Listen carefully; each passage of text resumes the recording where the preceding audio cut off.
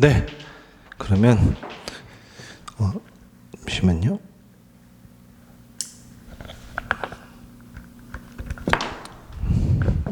네. 그럼 두 번째 시간 시작하도록 하겠습니다. 네.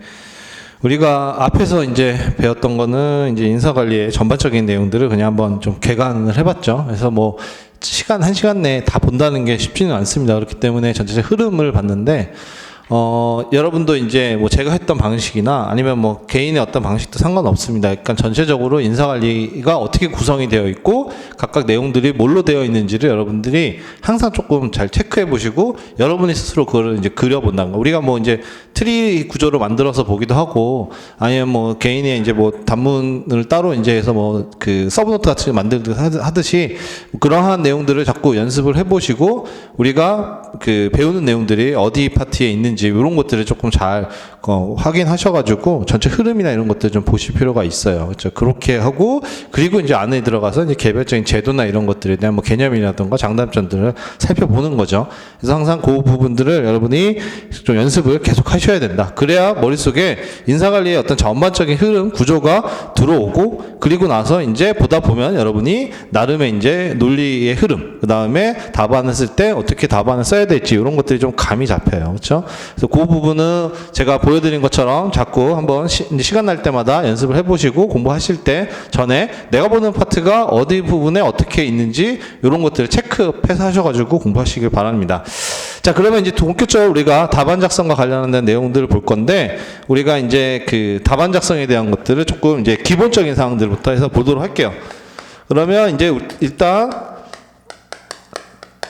아주 기초적인 것부터 시작을 하겠습니다. 자, 답안 작성의 뭐 기본기와 그다음에 이제 FAQ 이제 뭐 이렇게 뭐 자주 물어보는 내용 중에 정리를 해서 좀 보려고 하는데 일단 우리가 2차 시험이라는 건 논술 답안이에요. 그렇죠? 논술 답안은 결국 우리가 여러분이 처음부터까지 빈 종이를 다 채워서 이제 채점자들 교수님들한테 이렇게 이제 보내서 채점을 받는데 그러니까 결국 여러분이 이제 평가를 받는 거는 여러분이 쓴 답안이죠. 그렇죠. 그러니까 이런 답안을 아주 잘 이쁘게 쓰는 것도 굉장히 중요합니다.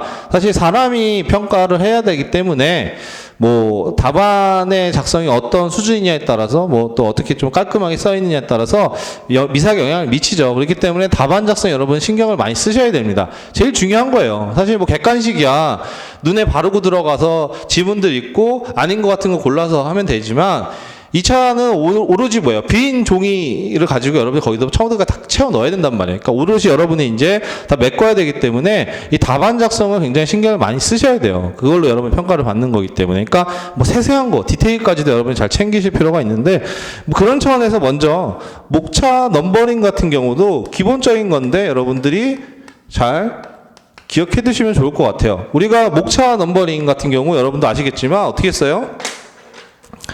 로마자, 그쵸? 그 다음에 1번, 양가로 1번, 반가로 1번, 요런 식이 순서죠. 그쵸? 그래서 목차 넘버링도 요거에 맞춰서 여러분들이 쓰셔야 되는 게 맞습니다. 그리고 이제 목차가 다를 때마다 이렇게 좀 들여쓰기를 해서 눈에 띄게 하시는데, 우리 인사관리 같은 경우는 뭐 이런 식으로 4단계까지 들어가는 경우가 사실 거의 없어요. 보통은 이제 뭐 이쯤에서 이제 거의 끝나는 경우가 많죠. 이쯤에서. 그렇죠? 근데 어쨌든 만약에 한 번 더 들어간다면 이제 반가로 1번까지 해서 이런 식으로 목차 넘버링이 기본이다. 그러니까 뭐 이거 누구나 다 아는 거 아닌가요? 라고 물어볼 수도 있지만 이제 3기 때도 2기 때도 그렇고 이렇게 답안 채점하다 보면 아직도 이 넘버링이 잘 안 되시는 분들도 있어요. 그렇죠? 그거 잘 기억을 해 두셔서 넘버링 하셔야 되고 그다음에 이제 한 가지 답안 작성을 보면 우리 노무사 시험 같은 경우가 이제 이렇게 되어 있죠. 시험지가. 자, 이거는 이제 뭐 어떻게 하느냐에 따라 다른 건데, 여러분이 이제 좀 주의해야 될 거는 뭐냐면, 넘버링 할 때도 잘 하셔야 되는 게, 이 칸이 있잖아요. 요거 안에서 들여쓰기 시작하면 어떻게 되냐면, 나중에 여러분이 목차마다 들여쓰기를 하다 보면은, 어떤 답안은 보면은, 여기가 굉장히 휑한 답안들이 있어요. 그쵸? 휑한 답안이 있고, 비어 보이는 답안들이 있습니다. 그런 답안들은, 일단은 눈에 봤을 때, 부실해 보여요. 부실해 보여요. 그러니까 여기가 여백이 굉장히 넓어지는 경우가 많아요. 그렇죠? 그러니까 이런 것들은 여러분 주의하셔야 돼요. 답안 쓰실 때. 그렇죠? 그렇기 위해서 어떻게 써야 되느냐? 그래서 기본적으로 우리가 목차 쓸 때 어떻게 써요? 노마자는 이 안에 들여다 쓰죠. 그렇죠? 그래서 못 써요. 뭐 서론, 그렇죠? 쓴단 말이죠. 그 다음에 이제 다음 목차 같은 경우는 보통 여기다가 많이 잡죠. 여기다가 많이 잡죠. 물론 사람에 따라서는 요 안에다 들여 쓰시는 분들도 있어요. 그럼 뭐 그건 상관은 없습니다. 그렇죠? 이렇게 들어가는 거고, 그 다음에 양가로 1번 같은 건 이렇게 들어가겠죠. 그래서 여기까지는 크게 갈 일은 없는데, 들였을 때도 여러분이 너무 공간을 두면 나중에 이게 목차를 계속 세분화시키다 보면은 나중에 아까도 말씀드린 이만큼 횡해져요. 그러면 굉장히 비어있는 듯한 그러한 목차 구성이 될 수밖에 없거든요. 그래서 그런 부분들을 좀 주의하셔가지고 목차 넘버링 같은 경우 이렇게 잘 하셔가지고 답안 쓸 때도 여기에 선에 맞춰가지고 이제 로마자를 안에다 늘려서 구분이 될 수 있도록. 왜냐하면 목차가 있다는 전체 답안의 흐름이거든요. 그렇죠? 그러니까는 먼저 답안을 볼 때 바로 있는 게 아니라 목차 구성을 쭉 훑어봐요. 그렇죠? 그게 이제 이 사람이 어떻게 썼는지를 알아보는 가장 빠른 방법이기 때문에 전체적으로 목차 구성을 쭉 훑어볼 때 목차가 눈에 잘 띌 수 있도록 이런 식으로 목차를 잘 들여서 이렇게 써서 쓰시는 게 중요하고요. 그렇죠? 그래서 이렇게 기본적인 사항들 잘 목차 넘버링 기억하셔가지고 하시면 좋을 것 같고요. 자, 그 다음에 우리가 이제 많이 논란이 되는 게 우리 인사노무 서론과 결론을 써야 하느냐, 서론과 결론. 그러니까 이게 뭐 어떠한 답안은 서론을 써서 답안을 작성하는 그러한 이제 사람도 있고, 뭐 서론 결론 필요 없다. 그냥 내용부터 써라. 이렇게 해서 이제 강조하시는 분들도 있어요. 사실 뭐 정답은 없습니다. 뭐 우리가 인사논리 채점 기준에서, 인사논문관리 채점 기준에서 뭐 서론을 반드시 써라 이런 내용은 없기 때문에 이 부분은 사실 뭐 취사 선택이에요. 그러니까 서론이나 결론에 대한 것들은 결국은 선택사항인 겁니다. 그러니까 여러분이 나는 서론을 쓰는 게, 그러니까 비교를 해보시면 돼요. 혹은 나는 서론을 쓰는 게 답안 구성을 하는 데 있어 답안을 조금 더 이제 풍부하게 만드는데 굉장히 유용하다. 그러면 나는 서론을 써서 우리가 답안을 쓰셔도 되고, 아, 서론까지 쓰기에는 나는 좀 부족하다. 이게 서론 뭘 써야 될지도 모르겠고, 그 다음에 서론을 쓰는 것보다 그냥 뭐 나는 바로 본론으로 들어갈래. 그러신 분은 서론 빼고 쓰셔도 상관없습니다. 그렇죠? 그러니까는 사실 뭐 이게 유불리가 있는지는 뭐 우리가 객관적으로 알 수 있는 데이터가 없기 때문에 이런 부분들은 너무 고민하실 필요는 없을 것 같아요. 그러니까 여러분이 뭐 나한테 맞는 방향, 내가 봤을 때 이게 좀 답안이 더 좋아 보인다. 비교해 보시면 아실 수 있죠. 성향에 따라서 서론 결론은 앞에다가 쓰셔도 되고 안 쓰셔도 되는데, 다만 그런 거는 있어요. 그러니까는 좀 잘 쓴다는 전제, 서론을. 그러면 서론과 결론으로 내용을 구성하면 전체 답안이 좀 돋보이고 좀 흐름을 잡는 데는 용이한 측면이 있어요. 그렇죠? 그렇기 때문에 서론이나 이런 것들은 내가 좀 쓸만한 내용이 떠오른다. 그러면 서론을 좀 쓰고 그 다음에 서론에 대한 것들 관련해서 연결해서 이제 그 다음에 문제에서 물어본 사항들을 연결해 나가면 되는 거죠. 그렇죠? 그래서 그렇게 여러분들이 하시면 되는 거고, 너무 고민하실 필요는 없어요. 그러니까 나는 서론 쓰는 거 너무 어렵다. 그 다음에 쓰기가 뭐 별 필요 없는 것 같다. 그러면 그냥 본론으로 들어가서 쓰시는 게 좋을 것 같아요. 왜냐하면 이런 상황들로 뭐 확실한 게 아닌데 고민하고 막 이럴 사이에는 책을 한 자라도 더 보고 답안을 하나라도 더 써보시는 게 좋습니다. 그래서 선택사항이다. 다만 이제 나는 서론을 쓰겠다. 서론 결론을 쓰겠다. 그러면은 주의해야 될 사항들이 좀 몇 가지가 있는데, 예를 들어서 첫 시작을 서론으로 시작을 했어요. 답안에서. 그쵸? 답안에 서론을 시작했어요. 그러면 끝맺음은 항상 뭐로 끝나야 돼요? 결론으로 끝나야 됩니다. 그쵸? 답안에서 나는 서론을 쓰기로 했다. 그러면 마지막은 항상 결론으로 마무리 지어 주셔야 돼요. 그래야 뭐예요? 하나의 답안이 완성이 되는 거죠. 근데 간혹 가다가 그러신 분들이 많아요. 서론으로 시작을 했는데 끝에 결론이 없어. 그쵸? 그거는 뭐예요? 구성상 쓰다가 만 것 같은 느낌이 드는 거죠. 쓰다가 만 것 같은. 그렇죠? 그건 오히려 마이너스예요. 차라리 안 쓰니만 못합니다. 그렇기 때문에 나는 서론을 쓰겠다라고 하시면 항상 마지막은 결론으로 마무리 지어주셔야 되고, 그 다음에 자, 서론 같은 경우에 분량을 잘 생각을 하셔야 돼요. 쓰신다 그러면 서론의 분량. 이 서론은 사실 우리가 뭐 문제에서 물어본 것과 직접적 연관이 있는 내용들이긴 하지만 배점이 없는 부분일 수도 있어요. 그렇기 때문에 서론의 분량은 무조건 반 페이지 내로 쓰셔야 돼요. 그러니까 간혹 가다가 그런 분들도 있어요. 서론을 한 페이지 넘게 쓰시는 분들이 있습니다. 그렇죠? 이 한 페이지를 다 서론으로 쓰시는 분들이 있는데 이거는 안 돼요. 왜냐하면 이거는 뭐 너무 쓸데없는 내용을 많이 쓴 것도 있고 시간을 잡아먹어요, 여러분이. 그러니까 우리가 결국 주어진 시간 내에 산문을 다 써야 되잖아요. 16페이지 다 써야 된단 말이에요. 그렇죠? 그런데 이거를 서론을 이렇게 한 페이지를 다 쓴다는 거는 그만한 시간을 잡아먹고 막상 문제에서 물어본 사항을 쓰는, 그러니까 쉽게 말하면 본론에 해당하는 그 내용을 쓸 시간이 부족해요. 그렇죠?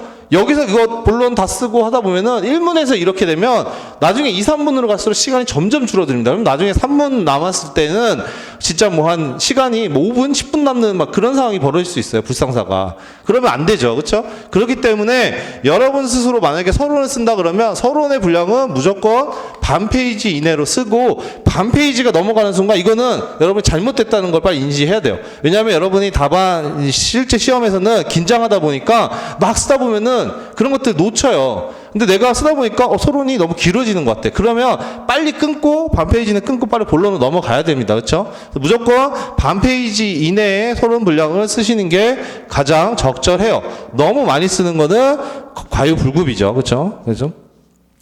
그래서 그런 부분들이고, 그 다음에 세 번째로는 서론을 쓰고 싶은데 아무래도 서론을 쓴 답안을 보니까 뭐가 조금 더 논의가 풍부해지고 그 구성이나 이런 것들이 더 나은 것 같더라. 그래서 난 서론을 쓰고 싶다. 그럼 서론을 어떤 내용으로 쓰느냐, 뭐 이런 내용들인 건데, 자, 서론으로 쓰기 좋은 내용들 좀 찝어보면은 뭐 서론이라는 게 사실은 뭐 어떤 문제냐에 따라서 달라지죠. 이건 정형화할 수는 없어요. 정형화기보다는 뭐 이거를 쓴다 뭐 이렇게 해서 뭐 기계적으로 할 수는 없지만, 서론을 만약에 쓴다 그러면 서론으로 쓰기 좋은 내용들을 일단 개념 같은 것들을 서론에다 넣어도 괜찮습니다. 그러니까 문제에서 뭐 예를 들어서 경력 정체의 개념, 뭐 그 다음에 유형, 그 다음에 경력 정체의 뭐 대응 방안, 극복 방안을 써라. 이런 식으로 문제에서 직접적으로 개념을 쓰라고 언급이 되어 있지 않다 그러면, 당연히 문제에서 개념을 쓰라고 정확하게 언급이 되어 있으면 개념이라는 목차를 따로 별도로 잡아서 써야겠지만, 만약에 그렇지 않고 그냥 경력정체의 유형과 경력정체의 뭐 극복 방안에 대해서 서술하시오, 논술하시오 이렇게 나왔다. 개념에 대한 건 없단 말이에요. 그러면 서론에 그러한 개념들을 언급해 주시면 괜찮아요. 그렇죠? 그래서 서론에 그런 개념들을 언급해 주시면 좋을 것 같고, 아니면 이제 그런 거죠. 물어보는 제도 혹은 물어보는 개별 기능의 중요성. 책에 보면은 뭐 승진의 중요성 혹은 뭐 그 직무설계의 중요성 이런 것들이 언급이 되어 있습니다. 그런 중요성을 언급해 주시면 서론이 좋아요. 그러니까는 해당 제도가 이러이러해서 중요하다. 그래서 이하에서는 이러한 제도에 대해서 뭐 목적과 뭐 방법에 대한 것들을 살펴보겠다. 서론으로서 이렇게 나갈 수가 있는 거죠. 흐름을. 그러니까 중요하니까 기업에서. 중요하고 이렇게 인사관리에서 중요한 위치를 차지하고 있기 때문에 우리가 얘에 대해서 살펴보는 게 필요하다. 중요하다. 그렇게 이제 스토리를 가질 수 있는 거죠. 그 다음에 중요성 혹은 필요성도 됩니다. 그런 제도가 혹은 왜 필요하냐, 왜 필요하냐 뭐 이런 내용들, 필요성이나 이런 부분들 서론으로서 언급하기도 괜찮고요. 그 다음에 제도 같은 것들이 있으면 대두 배경 같은 것들도 서론으로서 언급하기가 좋습니다. 대두 배경, 그 제도가 대두하게 된 배경, 그렇죠? 히스토리인 거죠. 예를 들어서 뭐 직무 확대화 방법에 대해서 뭐 논술하시오, 서술하시오, 뭐 이렇게 나왔어요. 그러면 서론에서 뭘 쓰는 거예요? 우리가 이러한 뭐 직무 확대화 개념을 써도 되고, 그렇죠? 아니면 직무 확대화가 대두된 배경, 그러니까 직무 전문화부터 시작하는 거죠. 직무 전문화가 과거에 전통적 직무 설계로서 이제 뭐 많이 활용이 됐지만 이런 문제 때문에 직무 확대화 모델이 등장하게 되었다. 그래서 이런 직무 확대화 모델에 대해서 살펴보겠다. 뭐 이러한 내용으로 우리가 서론으로 이끌어갈 수도 있죠. 이렇게 대두 배경 같은 것들. 그 다음에 이건 좀 고난이도인데 사례 같은 것들을 언급해도 괜찮아요. 사례 같은 것들. 그러니까는 해당 제도가 뭐 물어보는 문제가 나온다면 그거와 관련된 사례. 그쵸? 뭐 여러분이 알고 있는, 그러니까 책에서 본 사례라던가 아니면 뭐 다른 공부를 통해서 내가 케이스 스터디 했던 그런 한 사례들, 그러한 내용들을 우리가 서론에 언급하는 것도 굉장히 논의를 풍부하게 해주죠.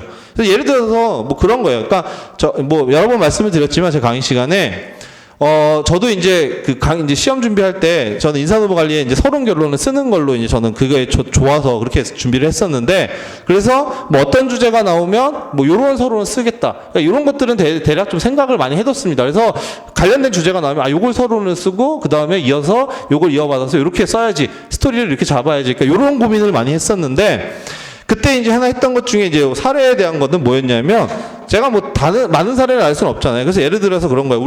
제가 시험 볼 당시에 여성 인력 같은 경우가 문제에서 나올 수 있을 만한 주제로 많이 이렇게 쓰였어요. 여성 인력의 활용.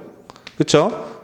지금도 뭐 이거는 계속 꼽히고 뭐 예전에도 그렇고 계속 나오긴 있죠. 그러니까 여성 인력에 대한 거 이거 일종의 이제 이슈 시사에 관련된 부분 이슈에 관련된 거죠. 자, 여성 인력 관련된 문제가 나오면 나는 사례에서 뭐 그걸 써야겠다. 그 당시에 이제 펩시라는 회사의 CEO가 있는데 CEO가 누구였냐면 여성이었어요. 인드라 누이라고. 이 사람이 CEO를 맡아서 이 펩시를 굉장히 크게 키웠죠. 그래서 이 사람이 사례를 여기에다가 서론에다 쓰고, 그렇죠? 이러한 이제 인드라 누이 사례를 보듯이 여성 인력을 적극적으로 활용하는 것이 기업의 어떤 경쟁력이나 성장에 의해서 굉장히 유용하다. 뭐 이러한 내용들을 써야겠다라고 해서 요 내용을 이제 좀 정리를 해서 머릿속에 넣고 시험장에 들어갔던 기억이 나요. 그렇죠? 뭐 이런 식으로 요즘은 이제 여성 CEO도 유명한 사람 많죠. 그렇죠? 뭐 컴퓨터 관심 많으신 분들은 아시겠지만 컴퓨터 CPU 관련된 거 인텔 말고도 우리가 또 있잖아요. 그렇죠? 거기에서 뭐예요? 그 리사수라는 분이 있죠. 그 CEO 분도 그러니까 라이젠 만들고 하는 그 AMD 있죠. 거기에서 이제 여성 CEO 리사수가 지금 그 회사를 엄청 키웠죠. 오히려 인텔이 지금은 좀 어렵잖아요. 뭐 그런 것들처럼 뭐 여성 인력 나오면 이러한 사례를 쓰겠다. 뭐 이런 부분들을 우리가 생각해 볼 수도 있고요. 가볍게, 그러니까 너무 디테일하게까지는 아니고, 그러니까 우리가 쭉 이야기거리를 좀 더 재미있게 만드는 차원에서 관련된 사례를 언급하면 내용이 좀 더 풍부해지는 거죠. 뭐 예를 들어 책에 나온 사례를 응용해 본다라고 했을 때 우리가 뭐 직무 설계에 관련된 내용들이 나왔다. 그렇죠? 혹은 이제 직무 설계 중에서 뭐 집단 차원에서 뭐 준자율적 작업 집단에 대한 내용들이 나왔다. 뭐 이거에 대해서 쓰는 준자율적 작업 집단에 대한 내용들이 나왔다.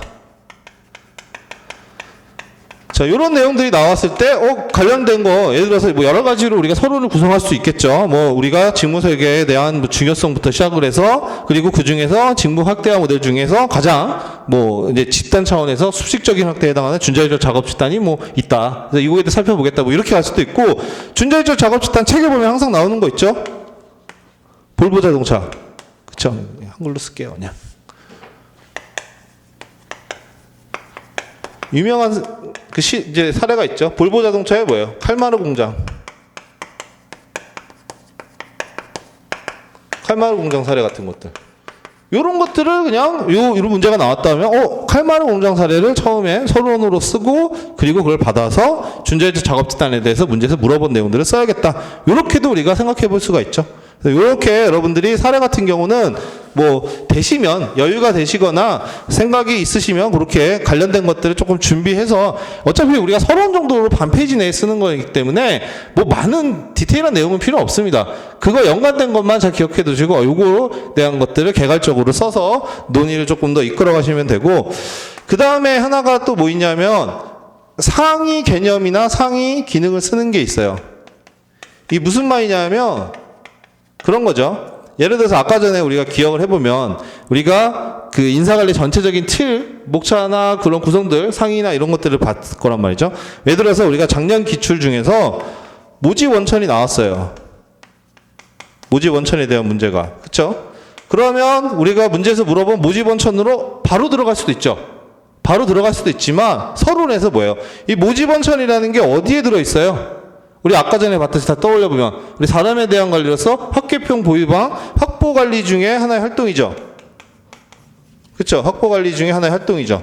그러면 확보관리에 대한 내용들을 서론에서 좀 언급해주면서 이 중에서 인력의 확보가 중요하고 이러한 인력 확보에서 가장 핵심이 되는 게 우수한 지원자들이 많이 지원할 수 있도록 만드는 거고, 모집 원천, 적절한 모집 원천을 찾는 것이 필요하다. 이러한 모집 원천에 대해서 이하에서는 뭐 모집 원천 내부 모집 위주로 해서 살펴보겠다라는 내용으로 서론을 쓸 수 있기 때문에 이 모집 원천이 나온 다음에 모집이잖아요. 그럼 이거의 상위가 확보죠. 그렇죠? 그러면 이런 확보에 대한 내용들을 서론에 좀 쓰고, 그러니까 쉽게 말하면 큰 데서 이렇게 작은 데로 들어가는 구조, 깔때기 구조처럼 서론에서 이 문제에서 물어본 개념의 상위 개념의 내용들을 쓰고 좁게 해서 요 내용들을 이렇게 범위를 좁히면서 요 내용들을 이제 쭉 내용을 쓰는 형태로 갈 수도 있는 거죠. 그거 이제 서론에 쓰는 하나의 내용이에요. 방법이에요. 그렇죠? 자, 이렇게 해서 서론 같은 것들을 여러분이 조금 하셔도 돼요. 서론이라는 게 사실 뭐 열려 있는 거니까 여러분이 이제 필요한 내용들을 기억이 나시면 맞춰서 쓰시면 되고, 그러면 결론으로는 또 뭘 써야 되냐? 서론을 쓰면 꼭 결론을 쓰라고 했는데, 결론으로 적는다 그러면 뭐 어떤 것들이 있냐면, 뭐 많이 보시겠지만 마지막에 기업에게 주는 시사점, 이런 것들로 마무리하시면 되고요. 그러니까 사실 결론도 그냥 마무리한다는 의미니까 뭐 많이 쓸 필요도 없습니다. 그렇죠? 이거는 어쨌든 결론이라는 거 쓰고 거기에 이제 마무리하는 적절한 내용으로 이제 분량을 적절하게, 이것도 무슨 반 페이지 이내겠죠? 그보다 더 적을 수도 있어요. 그렇죠? 어쨌든 마무리하는 의미에 쓰는 건데, 마무리하기 좋은 멘트들이 이제 이런 위에서 살펴본 제도, 방법론들이 기업에게 주는 시사점이 뭔지를 간단하게 언급하는 방식일 수도 있고요. 그 다음에 해당 제도나 기업 뭐 내용들이 내용은 맞잖아요. 그러니까 성공 조건. 어떻게 하면 성공할 잘 그런 제도들을 기업이 도입해서 운영할 수 있느냐? 제언인 거죠. 성공에 대한 성공 조건 혹은 성공에 대한 제언. 이런 식으로 쓸 수 있는데, 요 제언으로서 쓸만한 내용들을 몇 가지를 좀 알려드리면, 우리가 뭐가 있냐면, 그런 게 이제 제일 중요한 게 뭐냐면, 뭐 어떤 제도든 다 제도 자체는 뛰어난데 적용하면서 문제가 되죠. 특히 인사관리는 많이 그렇습니다. 어떤 측면에서 그러냐면, 인사관리라는 거 우리 종업원에게 미치는 영향이 굉장히 크단 말이에요. 종업원에게 미치는 영향이 크기 때문에 어떤 제도를 개편하던가 뭐 새로운 제도를 도입한다고 했을 때 종업원들의 어떤 저항이나 반발 뭐 이런 것들이 굉장히 많아요. 뭐 아무리 사람은 변화를 좀 싫어하다 보니까 뭘 바꾼다 그러면 종업원들이 되게 이제 그런 것들이 시큰둥하거나 오히려 내가 좀 불리할 것 같으면 반발하거나 뭐 이런 경우가 많아요. 그러니까 여러분들 나중에 HR 컨설팅을 실제로 이제 필드에서 하시면, 우리가 뭐 평가제도나 보상제도 이런 걸 할 때 제일 중요한 게 뭐냐면 수용성 확보예요. 수용성 확보. 그러니까 뭐 제도를 이렇게 회사 측에서 주도해서 뭐 바꾸다 간다 해도 종업원들이 갑자기 그러한 이제 변경되는 내용들을 알고 반발하거나 저항하면 회사도 그거를 밀어붙이기 어렵습니다. 굉장히. 그렇죠? 특히 노조가 있는 경우는 이제 노조에 대한 설득이 따로 필요해요. 그래서 실제로 노조에 있는 사업장에서 HR 컨설팅을 하면은 노조랑도 같이 그러니까 노조랑 이제 그런 인터뷰나 이런 것도 굉장히 많이 하고 노조 측 의견도 굉장히 많이 수용하면서 거기 조율이 나가거든요. 그래서 그런 것도 굉장히 필요하기 때문에 이러한 성공 조건으로서 우리가 일반적으로 언급할 수 있는 게 뭐냐면 제도의 수용성 확보에 대한 내용이에요. 수용성 확보. 그러니까 종업원들이 그런 제도, 그러니까 우리가 뭐 앞에서 좋은 제도들을 막 문제에서 물어본 것들 언급했을 거잖아요. 이런 제도의 어떤 수용성을 확보할 필요가 있다. 그런 제도를 도입하거나 혹은 인사제도를 변경하거나 이럴 때 이런 수용성 확보가 필요하다. 이런 수용성 확보를 위한 방법이 몇 가지가 있는데 여러분 다 아시는 내용이에요. 그러니까 이거는 약방의 감초처럼 어디든 다 들어가는 건데, 종업원들의 어떤 수용성을 확보하기 위한 것 중에 하나가 그런 지속적인 뭐 홍보나 커뮤니케이션이라고 보시면 돼요. 즉 무슨 말이냐면 어떤 제도를 도입한다. 예를 들어서 우리가 이 회사 이번에 성과연봉제를 도입하기로 했어요. 그래서 뭐 인사평가, 성과평가 제도를 개편하고 뭐 인센티브 제도를 막 이제 도입한다던가 막 이런 성과평가 제도를 도입하건다 하면은 우리가 이런 성과평가 제도를 도입하는 목적이나 그다음에 종업원들이 왜냐하면 그냥 막 들리는 소문으로만 하다 보면은 오해하는 경우도 굉장히 많습니다. 뭐 회사가 성과가 나쁘면은 뭐 불이익을 주기 위해서 뭐 평가 제도를 한다느니 뭐 이렇게 되면은 뭐 누구한테는 유리하고 뭐 이런 식으로 뭐 이게 설왕설래가 엄청 심합니다. 그러니까 회사가 거기에 대해서 이 대응을 안 하면 나중에 이게 오해를 낳는 경우도 많아요. 그래서 그렇기 때문에 어떤 제도나 인사에 있어서 특히 어떤 제도나 그 제도를 개선하거나 설계하거나 도입할 때는 그런 도입의 목적이라든가 종업원들의 의견을 수렴하기 위한 이런 지속적인 홍보와 커뮤니케이션이 이루어져야 돼요. 그래야 종업원들이 이래서 도입하고 뭐 이러한 문제에 대해서 우리가 지적했을 때 회사가 그걸 뭐 이제 수정한다던가 이러한 과정을 거쳐야 보여요. 나중에 이제 결과물에 대한 수용성이 좀 확보가 되는 거죠. 그게 이제 방법이 하나가 있고, 그 다음에 또 뭐가 있냐면 이러한 수용성 확보를 위한 방법 중에 하나가 종업원 참여가 있습니다. 즉 어떤 제도나 어떠한 뭐 이제 설계나 이런 데서 있어서 어떤 할 때 그 과정에 종업원 혹은 종업원 대표를 참여시키는 거예요. 그렇죠? 그래서 우리가 책을 보다 보면은 뭐 수용성 관련된 거 이런 내용들이 나와요. 종업원이나 종업원 대표를 참여시켜야 한다. 그렇죠? 그런 의미에서 이게 나옵니다. 그래서 마지막에 특히 이제 이 부분은 50점짜리에서 이제 우리가 논술 문제, 50점짜리 어떤 설계 문제에서 서론으로 결론으로 마무리할 수 있는 내용 중에 하나인데 뭐 50점짜리가 뭐 어떤 이슈나 이런 게 나오고 그 이슈에 맞는 뭐 인적 자원 개발 아니 학계평 모의방에 대한 관리 방안을 우리가 쓰는 거잖아요. 그렇죠? 그 쓸 때 이제 쓰고 나서 마무리할 때 우리가 이런 이슈에 혹은 이러한 환경에 대응하기 위한 위와 같은 인사 제도가 변경이나 뭐 이제 변화가 성공하기 위해서는 이런 식으로 수용성 확보가 필요하다. 이런 수용성을 확보하기 위해서는 기업 회사의 지속적인 홍보와 커뮤니케이션이 필요하고 그 과정에 종업원 또는 종업원 대표를 참여시키는 것이 중요하다. 이러한 내용들을 우리가 쓸 수가 있는 거죠. 그렇죠? 이게 있고 그 다음에 이제 하나가 뭐 있냐면 이런 성공 조건에 CEO의 관심과 적극적인 지원. 이러한 내용도 중요해요. 왜냐하면 우리가 제도를 개편하거나 이럴 때 항상 반발이 있다고 그랬잖아요. 근데 CEO가 뭐 관심이 없어. 혹은 이제 뭐 인원진들이, 경영진이 관심이 없어. 그러면 뭐예요? 안 돼요. 그러니까 임원진들이 우리가 뭔가 실무단에서 그러한 새로운 제도를 도입하거나 개선하거나 할 때 그걸 적극적으로 지원해주고 서포트해주고 그 다음에 이렇게 관심을 가져줘야지만 그런 제도가 제대로 이제 도입되고 성공할 수 있습니다. 그렇지 않으면 어려워요. 그렇죠? 그렇기 때문에 CEO의 관심과의 적극적인 지원이 필요하다. 이런 두 가지는 어디서든 써든 이거는 유용한 그러한 내용이에요. 그래서 결론에서는 마무리 짓 게 없으면 이런 성공 조건 재원으로서 수용성 확보가 필요하고 CEO의 관심과 적극적인 지원. 특히 이제 요거는 뭐 어디든 써먹을 수 있는 거죠. 그렇죠? 이런 내용들로 결론을 마무리 지시면 됩니다. 그렇죠? 이렇게. 그래서 이 부분이 이제 하나의 결론으로 쓸만한 내용인 거고, 그 다음에 이제 또 하나 우리가 쓸 수 있는 내용 중에 하나가 결론으로서 뭐냐면 HR 부서의 역할을 강조하는 방향으로 결론을 마무리 지을 수도 있어요. 이게 무슨 말이냐? 이건 특히 이제 얘랑 얘는 이제 50점짜리 어떤 논술 문제에서 조금 유용한 결론 방식인데 50점짜리에서 자 우리가 뭐냐면 이 HR이라는 게 결국 직무와 사람에 대한 관리고 뭔가 그 관련된 제도나 이런 것들을 뭐 개편하고 도입하고 뭐 이런 내용들이에요. 그렇죠? 그래서 이런 부분들을 주도하는 HR 부서가 뭐 예를 들어서 어떠한 역할을 해야 되는지 이런 부분들을 마무리하는 내용으로 쓰기 좋습니다. 특히 이제 뭐 이슈나 뭐 이제 이런 시사와 관련된 그러한 이제 내용들이 나오고 50점짜리에서 그거와 관련된 적합한 뭐 학계평 모의방을 쓰는 내용이다라고 했을 때 우리가 마무리로서 이런 성공 조건을 쓸 수도 있지만 뭐 위와 같은 제도나 이런 도입이 성공하기 위해서는 HR 부서에 어떤 역할이 필요하다라는 부분을 강조하면서 쓸 수도 있어요. 자, 그 HR 부서 역할 이거 뭐예요? 이거 뭐 기출로서 이제 요거를 이제 직접적으로 물어보는 문제도 나왔지만 이건 기본 사항이죠. 여기에 뭐야? 이게 우리가 배우는 울리의 다중역할 모델. 그렇죠? 그래서 HR 부서 역할은 행정 전문가, 근로자의 대변인, 그렇죠? 그다음에 전략적 파트너, 변화 촉진자죠. 그래서 그 네 가지인데 보통은 뭐가 제일 뭐가 중요하다? 뭐가 요즘 오늘날 강조돼요? HR 부서의 전략적 파트너, 변화 촉진자.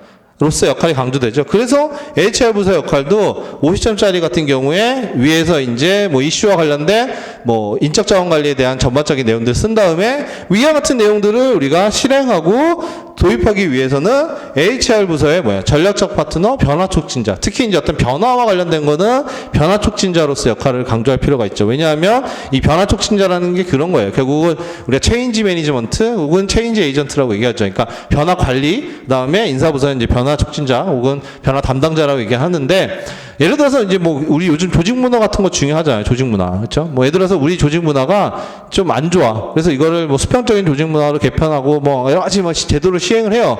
그럼 사실 처음에는 종업원들이 잘 안 따라오죠. 그렇죠? 그래서 막 캠페인도 하고 뭐도 하고 막 이렇게 열심히 합니다. 그런 것들이 다 뭐예요? 우리가 이 변화를 이끌어내면 처음에 보통은 성과가 이렇게 되다 변화가 떨어져요. 실제로 그렇습니다. 이렇게 변화의 시점에 보면 오히려 성과가 떨어지는 시점이 있어요. 종업원들이. 그럴 때 이거를 다시 끌어올리기 위해서 여기서 이제 많은 노력들이 필요한 건데 그러한 변화 촉진자로서 우리가 HR 부서 역할이 필요하다. 이러한 내용들을 우리가 마무리 지을 때 쓸 수 있는 내용 중에 하나죠. 그렇죠? 이 HR 부서 역할은 그 울리의 다중역할 모델 중에서 전략적 파트너, 변화 촉진자 역할을 좀 강조하는 방향으로 쓰시면 되는 상황이라고 보면 될 것 같습니다. 그렇죠? 자, 요렇게가 이제 기본적으로 우리가 서론과 결론에 대해서 만약에 쓴다 그럴 때 할 수 있는 선택 사항들이에요. 자, 요 정도만 기억해 두시면 나는 서론을 쓰겠다. 그러면 서론을 이렇게 쓰시고 결론 마무리 지으시면 되고, 나는 모르겠다. 서론 못 쓰겠다. 그러니까는 이거는 간단해요. 내가 서론을 쓰는 게 좋아서 서론을 쓰면 되는데, 만약에 실전에서 문제가 딱 나왔는데 그 사람이 그렇죠. 갑자기 확 뭐 블랙아웃 되듯이 이제 멍 때리거나 아니면은 이제 뭐 내가 생각지 못한 문제가 나오면 당황한단 말이에요. 그럴 때 이제 예를 들어서 서론도 생각이 잘 안 나고 이 서론을 뭘 쓸까 고민하고 뭐 이러시는 분들이 있는데, 이게 서론을 딱 뭘 써야 될지 명확하게 빠른 시간 내에 튀어나오지 않으면 실전에서는 그냥 일단 본론부터 빨리 쓰세요. 그게 정답입니다. 그러니까 서론을 내가 딱 문제를 봤을 때 서론 이걸로 써야겠다. 이런 식으로 내용이 바로 떠올라서 서론들을 쓸 수 있으면 쓰되, 만약에 서론 이거 뭘 써야 될지 잘 생각이 안 나. 그러면 막 서론 뭘 쓰지 이렇게 고민하시는 시간은 의미가 없어요. 그거는 되게 낭비예요. 그러면은 차라리 뭐예요? 빨리 본론으로 들어가서 빨리 본론부터 쓰시는 게 낫습니다. 그렇죠? 그러니까 서론은 여러분이 그렇게 접근하시면 돼요. 그래서 이 서론을 쓴다고 한 페이지 이상 잡아먹거나 실전에서 시간을 너무 잡아먹는 건 미련한 거기 때문에 그렇게는 하실 필요는 없다. 그렇죠? 그렇게 보시면 되고, 자, 그 다음에 하나가 뭐냐면 이제 도표나 그림 이런 것들을 꼭 그려야 되냐. 뭐 이거에 플러스 이제 뭐도 있어요. 뭐 영문 표기. 요거 꼭 해야 되느냐, 이제 이런 것도 많이 물어보시죠. 그렇죠? 그 영문 표기 같은 경우는 되도록 뭐 하시면 좋죠. 근데 이제 뭐 우리 외워야 될 것도 많은데 영문을 다 외우려고 무조건 외우려고 하실 필요는 없어요. 보다 보면 자연스럽게 외워지는 것들이 있어요. 중요한 것들 같은 경우는 그런 것들은 영문 표기 같이 하시면 좋은 거고, 영문 표기 안 했다고 해서 뭐 마이너스가 있거나 그런 건 아닙니다. 그렇죠? 그래서 우리 인사관리에서는 영문 표기 뭐 되도록 뭐 하시면 좋긴 하지만 뭐 안 쓴다고 해서 뭐 불이익이 있거나 그런 건 아니니까 요거에 너무 집착하실 필요 없고, 도표나 그림도 마찬가지예요. 도표나 그림도. 그러니까 이 도표나 그림 같은 경우는 꼭 그려야 되냐? 꼭 그렇지는 않아요. 어차피 그려도 여러분 다 글로 써야 돼요. 그리고 요 그림을 잘못 그리면 오히려 그 답안지가 되게 없어 보입니다. 그러니까 이 도표나 그림도 여러분이 만약에 나는 그려야겠다 라고 하시면 답안지에 자대고 정확하게 그리세요. 자대고 이런 식으로 그리신다면, 그렇죠? 그냥 손으로 찍찍찍 긋지는 마세요. 그렇게 하면 안 쓰니만 못해요. 그렇죠? 안 쓰니만 못합니다. 그렇죠? 그러니까는 도표나 뭐 그림을 내가 그리겠다, 뭐 도표나 이제 표 같은 것들 뭐 넣으시는 분들 있죠. 도예 같은 것들. 그럴 때 반드시 쓰실 때는 자로 그리세요. 자로. 그냥 손으로 칙칙 그리시면 안 하니만 못합니다. 그렇죠? 그리고 이 도표나 그림 같은 경우도 여러분이 그 짧은 시간 내 답안지에 쓰기가 어려워요. 그러니까 뭐 교과서에 나와 있는 것들을 기억해서 쓰시는 거는 괜찮은데 뭐 본인이 그걸 창작하거나 그러지는 마세요. 사실 이런 도표나 그림이 효과적인 건 뭐냐면 여러 문장을 내용을 파악해서 핵심적인 것들을 정말 도외해서 쓰는 거기 때문에 굉장히 그거는 고난이도 작업입니다. 그렇죠? 교과서에 소개된 것들은 이제 교수님들이 이제 그런 작업이기 때문에 그런 건 이제 그대로 쓰시는 거는 전혀 문제 안 되는데, 뭐 여러분이 만드는 것들을 쓴다던가 그럼 굳이 그러실 필요 없고, 도표나 그림도 결국은 여러분이 그것만 기억해서는 쓸 게 없죠. 결국 그걸 풀어서 써야 돼요. 그래서 이 도표나 그림 같은 경우는 여러분들이 뭐 이걸 무조건 외워야 된다 이렇게 접근하실 필요는 없습니다. 뭐 솔직히 저는 말씀드리면 저는 답안 쓸 때 이 도표나 그림 아예 생각 안 했어요. 저는 답안 쓸 때 그냥 내용을 오히려 충실하게 쓰고 하면 되는 거지, 굳이 이거, 왜냐하면 그리고 하다 보면 시간 잡아먹거든요. 이것도 굳이 그릴 필요가 없는 거죠. 이거는 예를 들어서 그런 거예요. 이렇게 몇 줄로 매 쓸 거를 진짜 깔끔하게 도예로 이걸 모든 걸 표기할 수 있다 이러면은 그건 베스트겠지만, 사실 그런 것들은 굉장히 고민과 시간이 필요해요. 그렇지 않은 이상 여러분들이 도표나 그림 꼭 그려야 된다는 그런 강박은 가지실 필요는 없습니다. 저는 그거 하나도 안 그리고도 그때 이제 70점 넘게 답안을 이제 그 점수를 인사노무관리에서 받았었는데, 그러니까 그거는 그러니까 뭐 안 써도 뭐 크게 문제는 없다. 그렇게 그냥 생각하시면 될 것 같아요. 하다 보니까 뭐 기억이 나서 뭐 쓰시는 거는 문제가 되지는 않겠지만, 아까 전에 말씀드린 것처럼 직무 확대화 모델 그런 그림 같은 거 그냥 뭐 그거는 앞에 하나 그리고 생각은 나니까, 그리고 그거에 대한 설명 밑에서 쓰시는 방식으로 하셔도 되지만, 저는 이제 그걸 그릴 바에는 차라리 그냥 내용을 좀 더 쓰는 방향으로 할 것 같아요. 그렇죠? 그래서 그렇게 해서 접근하시면 됩니다. 이것도. 그래서 도표나 그림, 영문 표기 이거에 너무 부담이나 그걸 갖지 마십시오. 다만 인사 관리에서만 그렇다는 거예요. 교양 조직은 이제 필요한 경우 영문 표기나 이런 것들이 중요할 수 있어요. 도표나 모델에 대한 그림이 중요합니다. 교양 조직은. 왜냐하면 거기는 이론이 베이스고 뭐 학자의 이름, 그 다음에 그 학자가 주창한 이론 등이 나오기 때문에 이 정확하게 쓰는 게 중요해요. 왜? 그거는 그 학자분이 주장한 이론에 대한 설명이기 때문에 이걸 내가 창작해서 혹은 내가 마음대로 바꿔 쓸 수 없잖아요. 인사관리는 확보관리에 대한 개념이다. 이러면 정해진 게 없어요. 확보관리. 그러니까 기본적인 내용들만 들어가면 확보관리에 대한 개념 정의는 조금 자유롭게 할 수 있죠. 여러분도 보면 책을 보다 보면은 확보관리, 확보나 뭐 이런 거 보면 설명이나 개념 정의가 조금씩 다 달라요. 미묘하게.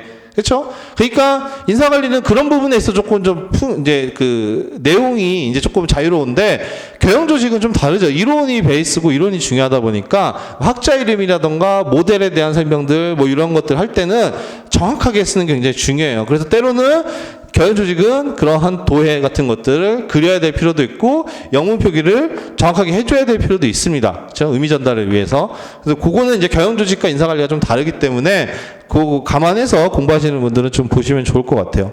그렇죠?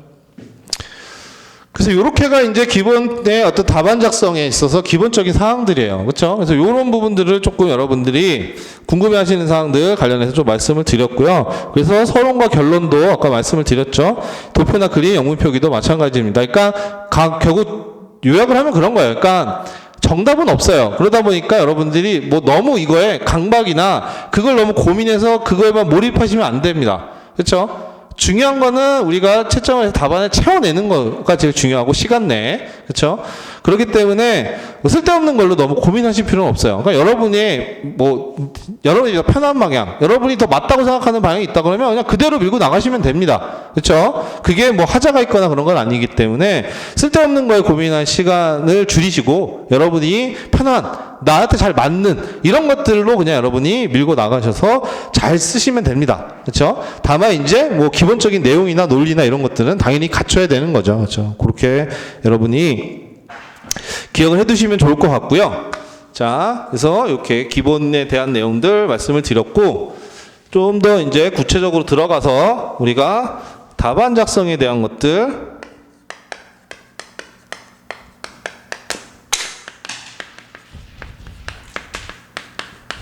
세 가지 뭐 축이라 그럴까요? 뭐 세 가지 요소라 그럴까요? 뭐 여러 가지 있겠지만 뭐 특별한 명칭은 없습니다. 강의할 때는 이제 답안 작성에 제가 이제 뭐 삼박자다 이렇게 얘기를 해서 강의를 하는데 할 때는 삼박자다. 이걸 갖춰야 된다. 요 세 가지를 고루 갖추는 게 중요하다. 맨날 강조를 하는데 자, 뭐냐 하면 이제 답안 작성할 때 여러분이 기본적으로 체크를 해야 될 게 뭐냐 하면 먼저 당연하겠지만 내용이 제일 중요하죠. 그렇죠? 내용. 그 다음에 뭐냐 하면 우리가 분량. 그렇죠? 그 다음에 가독성. 요 세 가지가 여러분이 갖춰야 될 기본적인 사항이에요. 그렇죠? 자, 그러면 이제 우리 하나씩 보면은 답안 작성할 때 이 세 가지 여러분이 잘 갖춰야 돼요. 그러면 뭐냐 하면 내용에 대한 건 뭐냐? 내용에 대한 거. 내용은 기본적으로 교과서에 있는 내용, 컨텐츠인 거죠. 그러니까 문제에서 물어보는 뭐 제도나 기법이 있으면 거기에 대한 개념, 장단점, 뭐 효과 등 말 그대로 교과서 내용을 뭐예요? 충실하게 서술해야 돼요. 그렇죠? 어쨌든 우리가 써야 되는 것들은 교과서에서 배운 것들을 가지고 그걸 가지고 이제 쓰는 건데 뭐 우리가 항상 물어보죠. 뭐 교육훈련 기법에서 관리층 교육훈련 적합한 뭐 교육훈련 기법 6가지 써라. 뭐 그러면 각각 교육훈련의 기법에 대한 뭐 개념, 장단점, 효과, 장단점만 쓰면 되겠죠. 개념, 장단점 이런 것들을 정확하게 쓰는 게 굉장히 필요한 거죠. 그 다음에 충실하게 서술을 해줄 필요가 있습니다. 그렇죠? 그거는 뭐 이건 당연한 거고. 근데 여기에 대해 중요한 게 뭐예요? 이 내용에는 논리도 필요해요. 논리, 그렇죠? 논리 혹은 뭐예요? 근거 이런 것들을 여러분이 꼭 같이 쓰실 수 있어야 돼요. 그러니까 단순히 주장만 있거나 단순히 이러한 제도나 기법에 대한 나열만이 아니라 거기에 어떠한 논리, 스토리, 근거 뭐 이런 것들을 여러분이 같이 첨가해서 쓸 수 있어야 돼요. 왜냐하면 우리가 뭐예요? 보는 시험이 논술 시험이에요. 그러니까는 그러한 내용들을 가지고 어떠한 논리적인 구조, 논리적인 흐름을 여러분들이 주장을 해야 되는 거죠. 가지고 그렇죠?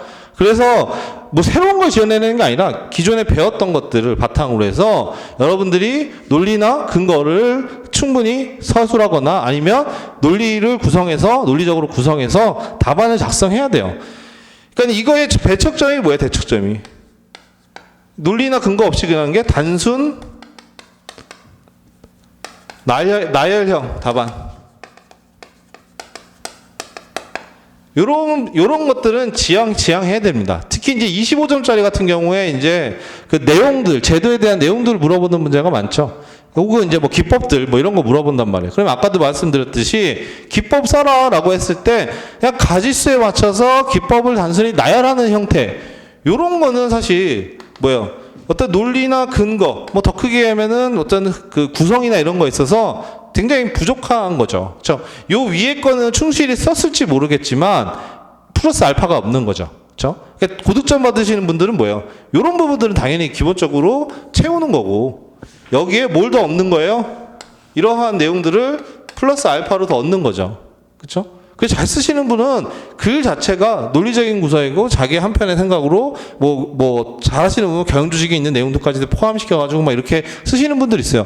그런 게 필요해요. 그러니까 답안을 그냥 나열하는 게 아니라 논리나 이러한 근거에 대한 구성들 뭐 이런 것들이 반드시 있도록 답안을 작성하셔야 될 필요가 있습니다. 그렇죠? 그래서 이 부분. 그래서 아까 전에 처음에 가dum조했던 것이 이런 것들이 생기려면 어떻게 해야 돼요? 왜 이런 제도가 왜 필요한지, 왜 중요한지, 그래서 기업에 도착했을 때 어떤 효과가 있는지, 이런 내용들을 여러분이 알아두셔야 돼요. 왜? 인사관리는 응용, 적용이 더 중요한 학문이고, 이제 그러한 관점에서 문제를 많이 내요. 그래서 예전에 요즘은 좀 그런 식의 문제 조금 줄이긴 했지만 옛날에 50점짜리 같은 건 뭐예요? 뭐 지식사회에 적합한 인적자원관리망을 설계하라. 뭐 이런 내용이잖아요. 그렇죠? 그건 여러분 어떻게 쓸 거예요? 그 여러분이 기본적으로 인사관리에 대한 이해가 없으면 이런 식으로 큰 틀에서 어떤 흐름이나 이런 걸 잡지 못하면 그냥 뭐 대도 않는 거 막 나열하기 바쁘죠. 그렇죠? 그럼 그런 경우는 사실 이제 좋은 점수를 얻기 어렵죠. 그러려면 항상 이런 논리나 이런 근거를 잡기 위해서 항상 볼 때 이런 제도가 왜 필요한지, 왜 중요한지, 그 다음에 또 이게 적용됐을 때 어떤 효과가 있는지, 장단점 같은 거 이런 것들을 좀 잘 보실 필요가 있고, 더 나아가서 이런 장단점 같은 경우도 이제 외워야 되는데 저는 항상 좀 말씀을 강조드리는 게 무조건 외우려고만 하지 마라. 무조건 외우려고만 하지 마라. 왜냐하면 장단점을 여러분이 뭐 3가지씩 외운다고 치면 엄청 많아요. 그걸 단순히 막 그냥 암기식으로만 외우기 시작하면 끝도 없습니다. 외워지지도 않고. 그래서 어떻게 제가 맨날 말씀드리냐면 개념을 알면 그 개념, 그 내용으로부터 자연스럽게 장단점을 추론해낼 수 있는 것들이 있어요. 그렇죠? 뭐 예를 들어서 우리가 이따가 볼 거지만 작년 시험에 내부 모집에 대한 문제가 만약에 나왔어요. 그렇죠? 그럼 내부 모집의 장점, 단점을 만약에 쓴다. 그럼 여러분 어떻게 쓸 거예요? 어떻게 접근할 거예요?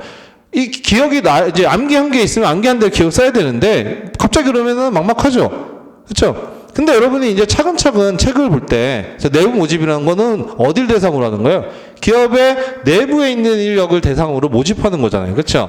그러면 그걸 통해서 우리가 장단점을 자연스럽게 추론할 수 있습니다. 먼저 뭐예요? 우리가 외부 모집을 하면 저 밖에 있는 모든 사람들이 지원자가 될 수 있으니까 인재 확보의 풀이 넓어지죠. 반면에 뭐예요? 내부 모집하면 우리 조직원들 내부에서만 이루어지는 거니까 인재계 선택의 폭이 좁죠. 그게 뭐예요? 단점인 거고. 반면에 장점은 뭐가 있겠어요? 우리 내부 인력 중에서 뽑는 거니까 그 내부 인력이 우리 회사에 다닌 동안에 다 누구나 봤을 거잖아요. 그럼 이 사람이 어떤 사람이고 어떤 능력이 있는지 검증이 확실하죠. 그래서 그 사람을 우리가 모집했을 경우에 실패할 확률이 적어요, 높아요? 적죠. 그렇죠? 그래서 그런 부분들은 당연히 장점이 되는 거죠. 그러니까는 장단점도 여러분이 눈에 보이면 무조건 외우려고만 들지 마시고, 내부 모집이라는 게 외부 모집과 비교해서 이런 차이가 있으니까 장점을 읽다 보면 이거는 이러한 내부 모집의 특징 때문에 연결되는 장점이네. 그렇죠? 그리고 외부 모집과 내부 모집은 또 뭐예요? 장단점이 서로 이렇게 크로스되죠. 내부 모집의 단점이 외부 모집의 장점으로 나타나고 뭐 이런 식으로 되잖아요. 그렇죠? 그렇게 크로스되는 것들도 있단 말이에요. 그러면 여러분이 그냥 외우기 전에 이제 그런 것들을 먼저 생각하고 체크를 해두시고 고민한 다음에 그리고 나서 나중에 이제 외워 나가시는 거예요. 그래야 여러분이 외운 것들이나 이해한 것들이 장기 기억으로 남는 거고, 그 다음에 답안을 쓸 때 여러분이 좀 더 그런 것들을 풍부하게 쓸 수 있는 거예요. 단순히 뭐 장단점 눈에 보인다고 해서 막 세 개 무조건 막 그냥 아무 생각 없이 외우는, 무조건 막 깜지처럼 쓰듯이 외우는 그런 형태는 인사관리에서 지양해야 돼요. 그거는 최악이에요, 최악. 그렇게 되면 여러분이 그냥 계속 그런 맨날 얘기하는 거죠. 인사관리는 휘발성이 강하네, 암기해도 안 외워지네, 어떻게 접근해야 될지 모르네. 이러한 말이 나올 수밖에 없는 게, 인사관리를 그렇게 접근하다 보면은 이제 어려움이 계속 빠지는 겁니다. 그러니까 미궁 속에 점점 들어가는 거죠. 그래서 항상 말씀드렸듯이 이런 부분들을 하기 위해서는 항상 좀 생각을 좀 많이 해보실 필요가 있어요, 인사관리는. 그래서 뭐 태생적으로 인사관리를 잘 하시는 분들도 있습니다. 이제 이런 것들이 이제 사고적 훈련이나 좀 책을 볼 때 그런 것들을 좀 중요시 여기시는 분들은 이제 좀 잘 하시는데, 이제 그렇지 않은 분들은 이제 어려움을 겪죠. 그렇죠? 그게 이제 요 내용이다. 그래서 이 논리, 근거에 대한 것들 여러분이 꼭 잘 생각을 해두시고 우리가 답안을 쓸 때 요 내용들을 포함해서 해야 된다. 자, 그 다음에 분량 같은 경우도 여러분이 뭐 절대적인 건 아니지만 시험장에서 가이드를 잡고 들어가야 돼요. 잡고 들어가야 됩니다. 우리가 시험이 50점짜리, 그 다음에 25점 이렇게 세 문제가 나오잖아요. 그렇죠? 요거를 우리가 어떻게 써야 돼요? 우리가 받는 시험 답안이 16페이지란 말이죠. 그렇죠? 16페이지. 그러면 어떻게 써야 돼요? 이 단순히 비율로 계산해 보면 50점짜리는 8페이지. 그렇죠? 25점짜리는 4페이지. 그 다음에 25점짜리도 이거는 4페이지. 자, 이렇게 되면 이제 16페이지 구성이 되는 거죠. 그러니까 적어도 여러분이 요 해당하는 배점에 맞는 내용은 요 정도로 분량을 써야 된다라고 생각하고 잡고 들어가셔야 됩니다. 그렇죠? 그래야 여러분들이 내용을 구성할 때 여기에 맞춰 빠진 내용 없이 충분히 우리가 더 채울 수 있고요. 그리고 이제 어떤 점이 좋으냐면 50점은 적어도 8페이지 이내라고 한다 그러면 여러분이 쓰다 보면은 이걸 의식을 못하고 막 일문에서 일문을 내가 잘 안 하는 거야. 그래서 일문에 힘을 빡 줘가지고 막 쓰는 경우가 많아요. 그러다 보면 일문에 너무 많은 시간을 잡아먹어요. 일문에. 그래서 일문을 너무 많은 시간, 너무 많은 물량을 잡아먹으면 어떻게 돼요? 이 뒤에 쓸 시간이 줄어들어요. 이 뒤에. 그럼 밀리고 그러면 마지막에 3분 쓸 때 여러분 진짜 뭐 10분 혹은 뭐 5분 남는 경험을 하시게 될 겁니다.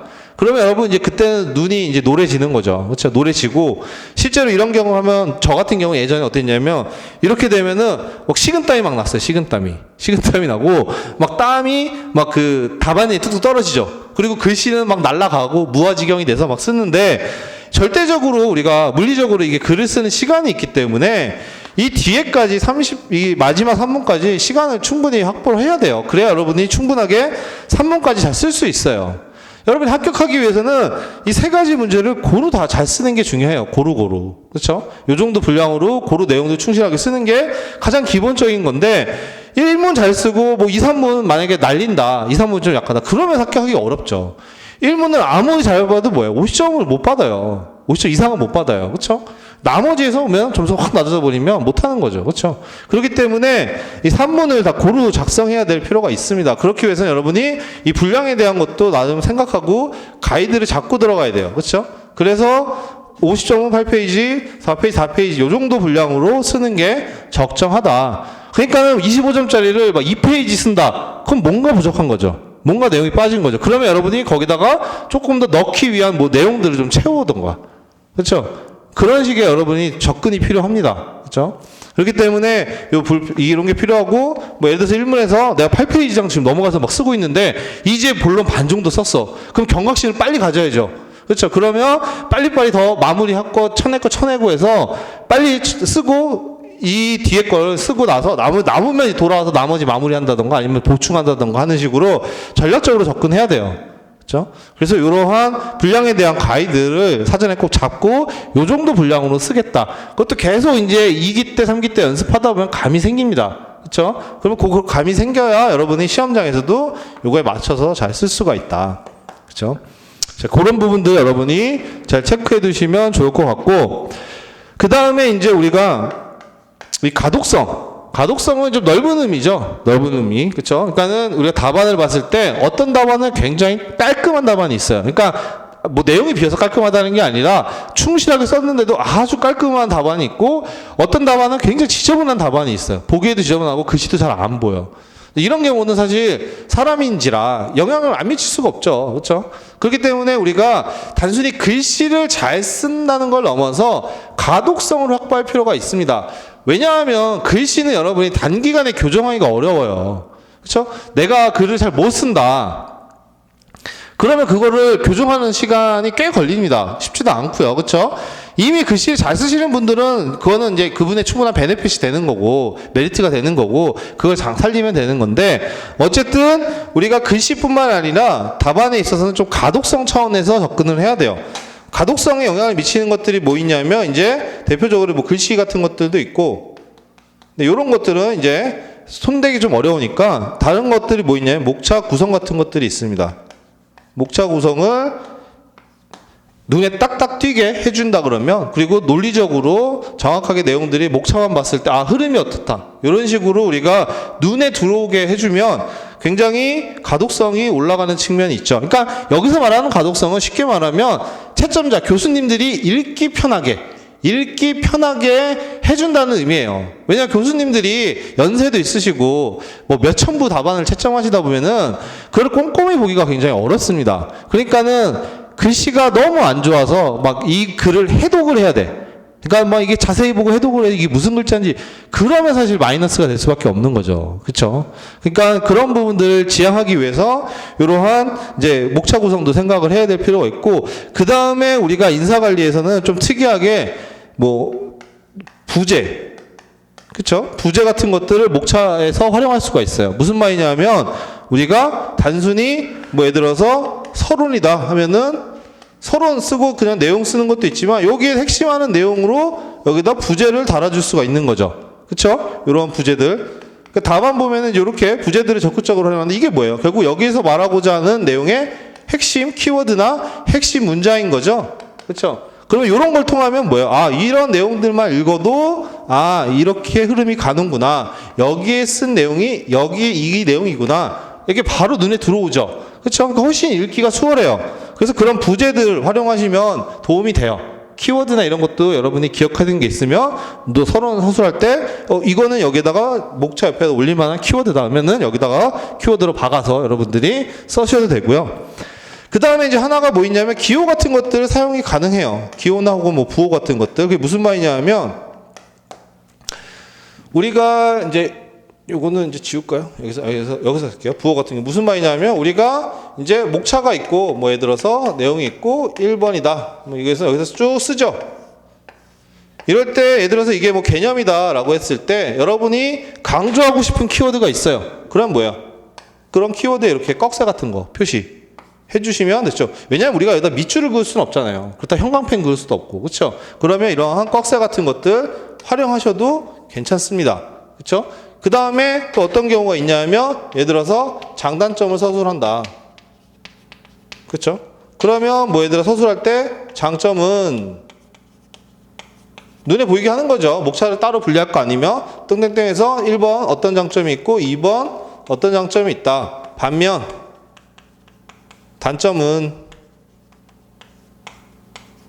뭐 어떤 단점이 있고 어떠한 단점이 있다. 이런 식으로 줄글로 쓸 때 우리가 꺽쇠, 이러한 기호나 이런 것들 1번, 2번 숫자 같은 것들 붙이면 훨씬 더 유용하게 가독성 있게 글을 쓸 수가 있습니다. 가독성 있게. 그렇죠? 그래서 이런 부분들을 적극적으로 활용하시는 거는 굉장히 좋습니다. 그리고 이제 가독성을 좀 더 좋게 하는 방법 중에 글씨 교정이 좀 어려우신 분들 있잖아요. 그런 분들은 어떻게 하면 좋으냐면 글씨를 좀 크게 쓰려고 노력을 해보세요. 글씨를 좀 크게 쓰면 전반적으로 가독성이 좀 더 좋아집니다. 글씨를 크게. 그렇죠? 그러니까 예를 들어서 글씨가 너무 작으면 사실 읽기가 너무 힘들어요. 그래서 옛날에 저도 이제 약간 이것 때문에 이제 옛날에 연습을 좀 했었는데, 그 서점에 지금도 있는지 모르겠지만 옛날에 그게 있었어요. 백강고시체라고. 고시체에 대한 것들 이제 뭐 요거 있는 건데 거기에서 보면은 이제 이런 가독성이 좋아지게 쓰는 방식이 있는데 글씨 거기서 크게 쓰고 이런 뭐 이런 식으로 이걸 맞춰가지고 이렇게 쓰는 방식의 방식이 있었습니다.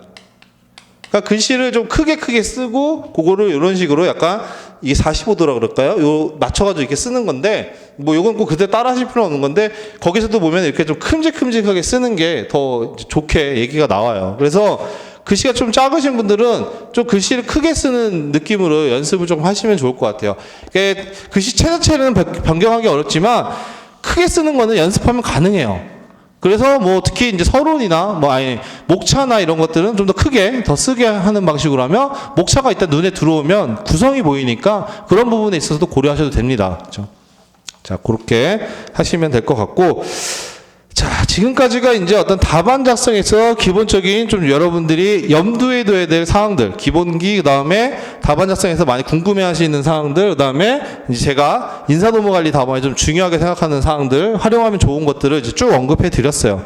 자, 요걸 가지고 이제 한번 예시 답안들을 보면서 우리가 조금 설명을 드려볼게요. 자, 먼저 이제 우리 17페이지 좀 보시면 특강 자료 1로 해서 이제 이거 기출문제 예시 답안인데 작년도 기출입니다. 그래서 다 아시겠지만 자, 요거 답안을 어떻게 쓰느냐 이것도 다양해요. 정해진 게 없기 때문에. 자, 몇 가지 말씀드리면 자, 문제 1번 같은 경우는 이제 이거 누구나 잘 쓸 수 있었던 문제죠. 교육 훈련에 관한 다음 물음에 관해서 답하는 건데 그렇죠? 그래서 요 부분들 보시면 관리층 교육훈련에 대한 내용들이에요. 그렇죠? 그래서 우리가 교육훈련에 대한 것들 뭐 쓰시면 되는 거였는데 자, 중요한 거는 뭐냐면 이제 이러한 문제 형태가 요즘 이제 우리 인사관리에서도 종종 나오죠. 지금 이러한 문제를 어떤 유형이라고 불러요? 요거를 우리가 분설형 문제라고 부릅니다. 분설형 문제. 즉 문제 1이 있고 이 안에서 50점짜리라 그러면 이 안에서 50점이 쪼개져서 물음 1과 물음 2로 나눠지는 형태예요. 요런 게 이제 분설형 문제예요. 이게 이제 법학에서는 많이 일반화되어 있지만 우리 인사관리에서는 이제 최근에 등장하기 시작하죠. 왜냐하면 우리 인사관리는 예전부터 뭐였어요? 통문제였어요. 통문제. 이거 이제 반대가 이제 통문제죠. 통문제. 그냥 50점짜리 그냥 통으로 쭉 쓰는 문제였어요. 그렇죠? 그래서 이런 분설형 문제 같은 거는 이제 어떻게 쓰느냐 이것도 이제 여러분이 뭐 편하신 쪽으로 하시면 됩니다. 두 가지 방식이 있어요. 두 가지 방식이 하나는 뭐냐면 이게 문제 1의 내용이지만 또 따지고 보면은 물음 1의 각각의 사항이죠. 그러면 요 물음 1을 각각의 내용으로 보고 쓰는 거예요. 그래서 뭐 물음 1 관리층 교육훈련 기법에 대한 내용들. 그 다음에 이거, 물음 2. 이런 식으로. 즉, 각각의 물음을 독립된 형태로 쓰는 건데, 요렇게 로마자 목차를 잡아도 되고, 아니면 그냥, 이렇게 쓰시는 분들도 있죠. 뭐, 문제 1에 뭐, 물음 1. 이렇게 쓴 다음에 여기서 이제 목차를 이렇게 쓰시는 분들도 있죠. 뭐 이렇게든 상관없어요. 그러니까 두 개는 뭐냐면 결국은 이 각각의 물음을 개별적으로 가져가는 거예요. 개별적으로. 그렇죠? 그래서 그 물음마다의 배점에 맞춰서 여러분이 분량을 적절하게 뭐 예를 들어서 이번에 문제 같은 경우는 요 물음 1이 20점짜리였고 그렇죠? 물음 2가 30점이었죠? 그러면 요 배점에 맞춰서 각각 내용들을 구성해서 쓰시면 되는 게 하나의 옵션인 거예요. 그 다음에 이런 방식도 있고 그 다음에 두 번째도 있습니다. 두 번째는 뭐냐 하면 자 요거는 이제 뭐 좀 난이도가 있어요. 이거는 뭐냐 하면 결국 문제 1은 하나의 어떤 주제를 가지고 내용을 쪼갠 거란 말이에요. 그러면 큰 범위에서 보면 얘네들은 어떤 같은 큰 주제 안에 묶여 있어요. 즉 뭐예요? 문제 1에서 물음 1은 이제 관리층 교육훈련 기법이고 물음 2는 교육훈련 평가죠. 얘는 뭘로 묶여 있는 거예요? 교육훈련에 대한 내용들로 구성이 된 거죠. 즉 교육훈련에서 교육훈련의 기법과 그 다음에 교육훈련 평가를 물어보는 거죠. 그러면 결국 하나의 이제 연관고리가 있는 거기 때문에 서론을 쓰고, 그렇죠? 예를 들어서 뭐 교육훈련의 개념과 뭐 중요성 뭐 이렇게 서론으로 왜냐하면 아까도 강조했듯이 그렇죠. 이거의 상위단이 뭐예요? 기법과 이런 거 교육훈련이죠. 그렇죠? 아니면 뭐 개발까지도 올라갈 수도 있겠지만 어쨌든 뭐 거기까지 가든 뭐 상관없습니다. 그 상위 개념 교육훈련이든 뭐 경력 개발의 아니 개발 관리의 인력 개발의 중요성 이런 것들을 언급한 다음에 뭐예요? 그 다음에 물음 1에 대한 관리층 교육훈련 기법 그 다음에 물음 2 여기에 교육훈련 평가 기법들 결론 이런 식으로 뭐예요? 문제 하나를 통으로 쓰고 그 안에 이제 목차별로 이렇게 내용들을 쓰는 방식으로 그렇죠? 이렇게도 쓸 수 있습니다. 이렇게 하나의 통문제처럼 그렇죠? 그러니까는 장단점이 있습니다. 장단점이 그렇죠? 이렇게 되면은 이제 전체가 어떤 하나의 큰 틀로서 물음이 녹여 들어가면서 이 전체 큰 흐름이라는 논리 구조나 큰 흐름을 만들 수 있는 그런 장점이 있고요. 좀 풍부하게 되는 측면이 있고요. 근데 이제 이거는 아무래도 이런 내용들 시간적인 것들이 조금 이제 잡아먹는 측면도 있겠죠. 근데 많이 안 쓴다 하더라도 어쨌든 그런 내용들이 있고 적정한 서론이나 결론을 쓰는 게 뭐 어려우신 분들도 있을 거예요. 그렇죠? 이렇게 하시는 방법이 있고요. 그 다음에 요거는 이제 깔끔하죠. 그렇죠? 이렇게 이런 식으로 개별적으로 쓰는 거니까 뭐 깔끔하게 쓸 수는 있는 거고 뭐 이렇게 하셔도 문제되지는 않습니다. 그러니까 여러분이 선택하기 나름인데 다만 이제 주의할 거는 뭐냐면 옵션 2 같은 경우는 이 전체를 하나의 문제로 보기 때문에 여기다가 서론 결론 같은 것들 이렇게 쓰시는 건 문제가 되지는 않는데 예를 들어서 이런 방식이다. 그러면 물음 1에서 서론 결론 물음 2에서 서론 결론 혹은 이것도 마찬가지죠. 여기서 서론 결론 또 문제 1 물음 2 또 여기서도 서론 결론 뭐예요? 서론 결론이 계속 중복돼요. 그렇죠? 이거는 좋은 방식이 아니에요. 그래서 옵션 1로 하실 때는 서론 결론 쓰지 마세요. 옵션 1로 하실 때는 서론 결론 굳이 쓸 필요 없습니다. 옵션 1로 나는 분설형 문제를 이렇게 쪼개서 쓰겠다. 그러면 굳이 서론 결론 쓸 필요 없습니다. 왜냐하면 계속 반복이 되기 때문에 이거는 사실 지면 낭비이기도 하고 시간 낭비이기도 해요. 이렇게 되는 거는 서론 결론 쓰지 마시고 그냥 요거에 맞춰서 바로 내용들을 쓰시면 됩니다. 그렇죠? 이런 경우는 이제 서론이 한 번 결론 두 번 한 번만 들어가면 되기 때문에 가능한데 만약에 이러한 옵션 1 방식으로 한다 그러면 서론이나 그 결론은 안 쓰셔도 돼요. 그냥 바로 쓰시면 됩니다.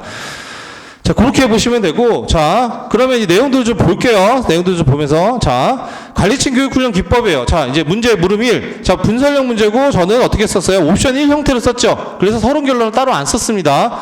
근데 이제 여기서 이제 여러분이 생각을 하셔야 돼요. 관리층 교육 훈련의 뭐 개념, 뭐 이런 거 설명, 이런 거 오케이. 훈련의 개념이 뭐 어려운 건 아니니까. 다만 관리층 교육 훈련 기법 6가지 쓰래요. 6가지. 그 6가지 기억이 떠올려야 되는데, 자, 떠올리고 나서 여러분들이 이거를 어떻게 쓸 것까지 고민을 해야 된다는 거죠. 무슨 말이에요? 그냥 나열식으로 안 쓰고, 이거를 여러분이 어떻게 쓸 건가를 조금 더 고민을 해야 되는 거예요. 그 고민의 결과가 여러 가지가 있겠죠. 기준이 여러 가지가 있겠죠. 예를 들어서 그런 거예요. 지금 예시답안을 보시면, 거기에는 1번 문제, 1번이 있죠. 관리층에게 필요한 교육훈련의 내용. 이게 있죠. 그쵸? 자, 어떤 사람은 이런 거 안 쓰고 바로 뭐예요? 기억나는 대로 1번 인바스켓 훈련 개념 장단점 2번 뭐 비즈니스 게임 개념 장단점 이렇게 쓰시는 분들도 분명히 있었을 거예요. 그쵸? 다시 떠올려 보시면 분명히 6가지니까 처음에 뭐 예를 들어서 이렇게 쓰신 분들이 아마 많을 거라고 추측이 됩니다. 자, 물음 1 같은 경우 1번 교육훈련의 개념 이제 뭐 물어봤으니까 뭐 쓰고 그 다음에 기법을 뭐 이렇게 잡든 이렇게 잡고 여기서 1, 2, 3번으로 썼든 아니면 그냥 기법을 개별적으로 뭐 역할, 모델법 이런 식으로 쭉 잡든 뭐 이렇게 썼을 거예요. 그렇죠? 이렇게. 그러니까 즉 뭐예요? 결국은 그냥 기법들 나열하는 방식으로 쭉 쓰는 방식이 대부분이었을 거죠. 여기서 이제 개념, 뭐 장단점 썼겠죠. 자, 요런 방식은 그냥 심심한 거죠. 요거는. 우리가 배운 것들을 좀 더 활용한다 그러면 책에 나와요. 우리가 관리층에게 필요한 내 역량이 뭔지, 능력이 뭔지, 혹은 관리층에게 필요한 교육 내용이 뭔지가 책에 나옵니다. 그럼 그런 걸 가지고 여러분이 구성을 할 수가 있는 거예요. 그 구성이 관련된 하나의 포인트가 거기 1번 목차인 거예요. 이걸 어떻게 쓰겠다는 거예요? 관리층에게 필요한 교육 훈련의 내용을 보면 관리층은 이런 활동을 한다. 그럼 이러한 관리층에게 교육 내용은 의사결정 능력, 인간관계 능력, 직무지, 조작지식 등이 있다. 그렇죠? 이러한 교육 훈련 내용이 필요하다는 거죠. 그러면 이러한 내용에 따라서 적합한 교육 훈련 기법은 뭔지 그걸 기준으로 서술을 한 거죠. 그렇죠? 그러니까 단순히 그냥 나열한 게 아니라 교육훈련 관리층에게 이런 교육훈련 내용이 필요하고 그 중에 뭐 의사결정 능력이다. 그러면 이거에 적합한 교육훈련 기법은 뭐다? 거기에 따른 그 교육훈련 기법의 개념과 장단점이 이거고 이런 식으로 서술 방향을 잡은 거예요. 이게 논리구조나 이런 걸 잡은 거죠. 그렇죠? 그래서 먼저 뭐예요? 목차가 의사결정 능력 제고를 위한 교육훈련 기법. 즉 앞에서 본 교육훈련의 내용 중에 의사결정 능력이 있었단 말이죠. 그거를 우리가 필요한 그거를 향상시키는 데 필요한 교육훈련 기법, 뭐 인바스켓 훈련 뭐 이런 것들, 그 다음에 비즈니스 게임, 그렇죠? 이런 내용들. 그 다음에 인간관계 능력을 제고시키기 위한 교육훈련, 역할형 기법, 그 다음에 행동모델법. 이런 식으로 구성을 단순히 6가지를 나열하는 게 아니라 뭔가 더 하나를 더 첨가해서 우리가 배웠던 내용들을 활용해서 구성을 하는 거죠. 그렇죠? 그리고 여기에다가 더 이제 따로는 안 했지만 일단 부제도 다시면 돼요. 무슨 부제냐? 17페이지 보시면 의사결정 능력 제고를 위한 교육훈련 기법이 있죠? 거기에다가 이제 옆에다가 바로 눈에 띄게 지금 여기다가 제가 표기를 따로 안 했지만 여기서 더 이제 여러분 보시면 아 이런 것도 생각하시면 되는 거죠.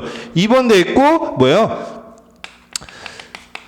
의사결정 능력 제고를 위한 교육훈련 기법이죠. 이렇게 되어 있죠. 여기다 땡땡하고 우리가 쓰는 게 뭐예요? 뭐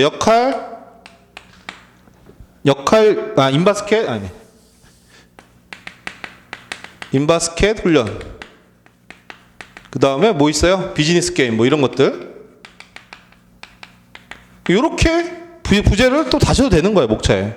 그러면 뭐예요? 아, 이러면 이렇게 2개 쓴 게 눈에 딱 들어오죠? 그러면 여기서 이제 1번 인바스켓 훈련에 대한 개념 장단점, 그 다음 뭐 비즈니스 게임에 대한 개념 장단점. 이렇게 쓰면 되는 거죠. 그렇죠? 그러니까 단순히 우리가 기법을 나열하는 게 중요한 게 아니라 이런 식으로 여러분이 어떠한 카테고리나 내용에 맞춰서 구성을 하는 게 더 중요해요. 이게 돼야 여러분이 고득점을 갈 수가 있는 거예요. 그래서 단순히 쓰는 거 그게 아니라 그거를 여러분이 내용에 맞게 구성하거나 이런 것들이 굉장히 중요하다. 물론 이제 여기서는 교육훈련 내용에 따라서 한 건데 요거 말고 이걸 쓰셔도 됐었습니다. 지금 뭐 그때 시험에서는 이제 그거 여러분들 다 보시는 내용인 건데 카츠의 그 관리층 구분에 따라 요구되는 요구되는 능력. 구분에 따라 요구되는 능력. 요거 다 아시잖아요. 그렇죠? 요거. 그래서 관리층을 우리가 카츠 같은 경우는 3단계로 구분하죠. 그렇죠? 그래서 뭐야? 최고 경영층. 중간 관리층, 그 다음에 하위, 이렇게 구분하죠. 그래서 이렇게 뭐 되어 있죠. 이렇게. 그렇죠? 그래서 뭐예요? 여기는 의사결정 능력, 여기는 인간관계 능력, 여기는 기술적 능력. 이렇게 이제 이거죠. 요거를 여러분이 처음에 서두에 쓰셔도 되게 좋았어요. 이렇게 쓰고 나서 뭐예요? 이거를 그러면 의사결정 능력을 우리가 제고할 수 있는 교육훈련 기법 몇 가지. 그 다음에 인간관계 능력을 제고할 수 있는 교육훈련 몇 가지. 그 다음에 기술적 능력과 관련된 교육훈련 기법 몇 가지. 이렇게 해서 잡고 들어가도 되죠. 그러니까 얘가 앞에서 하나의 논리적인 흐름이나 구조를 만들어주는 내용이 되는 거죠. 그렇죠? 그러니까 이렇게 여러분들이 쓰시면 좀 더 좋은 점수를 받을 수 있는 거죠. 단순히 나열한 것보다. 그렇죠? 그래서 내용들 보시면 이제 그걸로 쭉 이렇게 되어 있습니다. 그렇죠? 그리고 여기서 이제 서론 결론 안 썼죠? 그래서 이렇게 내용들 구성이 됐고, 자, 물음 2 같은 경우도 이제 교육훈련의 평가 기법이에요. 그렇죠? 평가 기법을 다 물어보는 거였어요. 상당히 좀 무식한 문제였죠. 사실 하나만 해도 있는데, 이거를 우리가 교육훈련 평가기법 책에서 배운 세 가지를 다 쓰는 문제를 냈어요. 그렇죠? 그래서 커크패트릭이랑 골드스타인이랑 그 다음에 ROI까지 세 가지를 싹 다 물어보는 문제를 냈습니다. 그러니까 사실 이게 30점 분량에 비해서 써야 될 내용이 굉장히 많았어요. 이거는 그렇죠. 그래서 어느 정도 쓰느냐가 되게 중요했는데, 자, 이 경우도 여러분이 이거 나 아니까 커크패트릭 바로 들어가는 것보다는 뭐예요? 앞단에서 뭔가를 좀 깔아줘야 돼요. 그러니까 서론이라고 쓰지는 않았지만 서론 같은 내용으로 먼저 깔아줘야 되는 거죠. 뭘 깔아줘야 돼요? 우리가 써야 되는 게 뭐예요? 평가 기법이죠. 근데 교육훈련 평가기법은 우리가 교육훈련 내용 중에서 제일 중요한 것 중에 하나라고 맨날 강조하는 게, 교육훈련 평가가 교육훈련의 전반적인 내용 중에 제일 중요한 거라고 항상 강조하잖아요. 왜 중요하냐? 이게 언급이 되는 게 필요해요. 교육훈련 평가라는 게 교육훈련의 내용 중에서 항상 강조하지만 제일 중요하고 양도 제일 많아요. 왜 그러느냐? 그 중요성에 대한 것들을 위해서 언급이 필요한 거죠. 즉, 교육훈련의 평가라는 것은 어떤 개념이 있고, 이러한 평가가 교육훈련의 목표를 달성해 있는지, 학습에 대한 전이가 일어나는지, 이런 것들을 알려주고 제도를 개선할 수 있는 그러한 출발점이 되기 때문에 중요한 그런 교육훈련 과정에서 굉장히 중요한 활동이다. 뭐가? 교육훈련 평가가. 그래서 이 아이는 이러한 교육훈련 평가와 관련된 대표적인 기법으로서 커크패트릭, 골드스타인의 타당성 평가, ROI 모델을 살펴보겠다. 요렇게 깔아주는 거죠. 앞에. 그냥 쓰는 것보다. 그렇죠?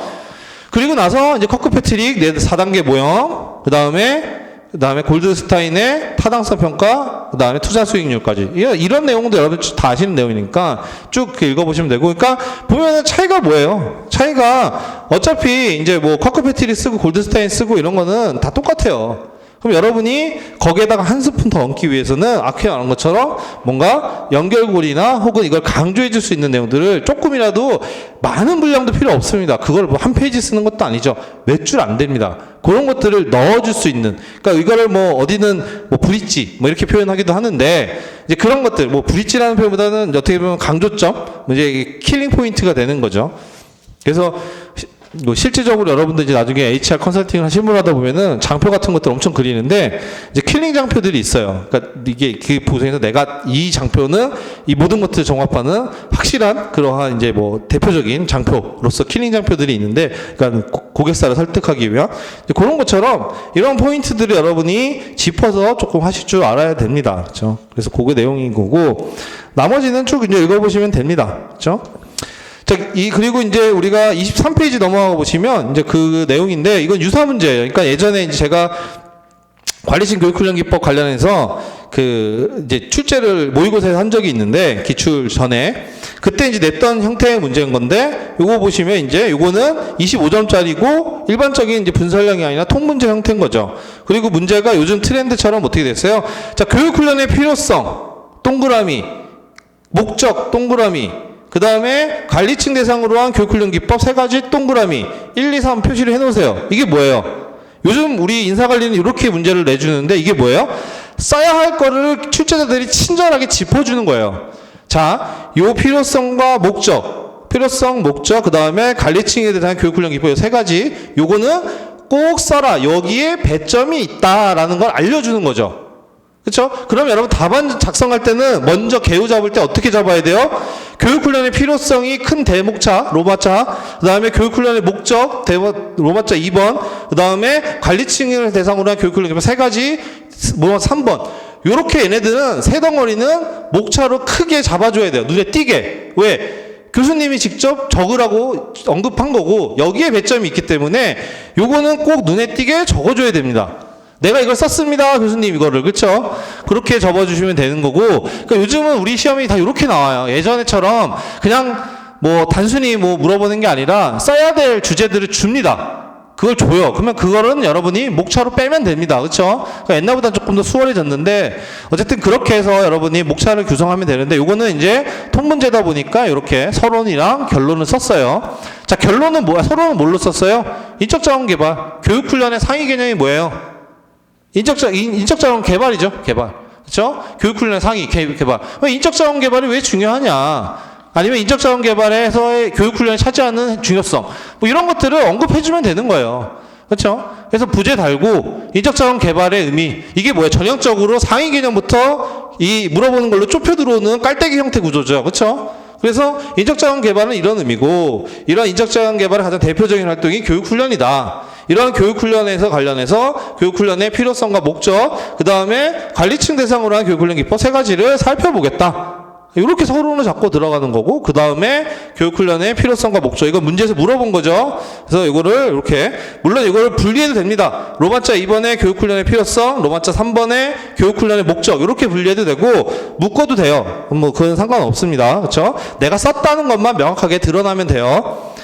자, 그래서 교육훈련의 필요성에 대한 것들, 그 다음에 교육훈련의 목적에 대한 것들, 자, 이렇게 해서 이제 쓰시면 되는 거고, 그 다음에 문제에서 물어본 관리층 대상으로 한 교육훈련 기법, 요거는 이제 아까 전에 언급한 거랑 똑같아요. 그렇죠?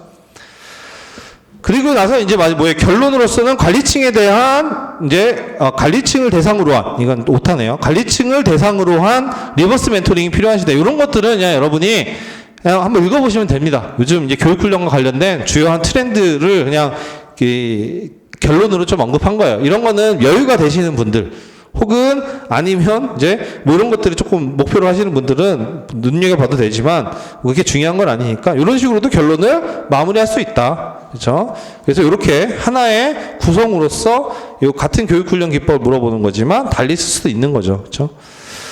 자, 그래서 그게 이제 내용인 거고, 좀 쉬었다가 나머지 이어서 하도록 하겠습니다. 예, 10분 정도 쉬고 나머지 할게요.